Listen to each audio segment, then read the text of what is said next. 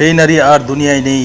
তার জানাজা পড়া হলো, কবরের ভিতর শুইয়ে দেওয়া হলো, কিন্তু কেউ জানতো না কবরে তার সঙ্গে কি ঘটতে যাচ্ছে। যখন আমলনামা বা কর্মের হিসাবের খাতা খোলা হলো, ফেরেশতারা বললেন, এর ঠিকানা জাহান্নাম। সঙ্গে সঙ্গে কবরের দেওয়ালগুলো সংকুচিত হতে শুরু করলো। চারদিক ঘন অন্ধকার, আগুনের তাপ আর ভয়াবহ শূন্যতা।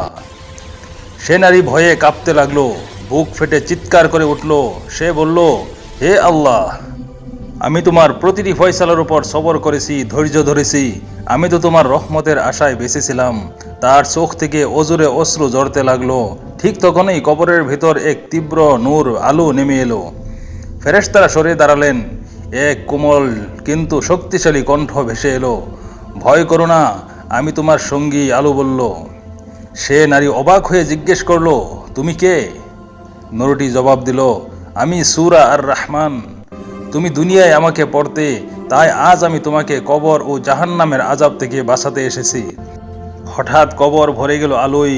জান্নাতের সুঘ্রাণ কবরে আসতে লাগলো।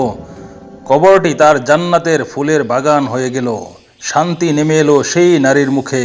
এই ঘটনাটি থেকে আমরা এই শিক্ষা নিতে পারি যে, যদি আপনিও চান আপনার কবর অন্ধকার না হয়ে জান্নাতের বাগান ও শান্তিতে ভরে উঠুক, তবে প্রতিদিন সূরা আর রহমানের তেলাওয়াত করা কখনো ভুলবেন না। যদি এই গল্প থেকে কিছু শিখে থাকুন, তাহলে মন্তব্য লিখুন সুবহানাল্লাহ। আর এমন হৃদয় ছোঁয়া ইসলামী সত্য কাহিনী জানতে আমাদের চ্যানেলটি সাবস্ক্রাইব করে রাখুন।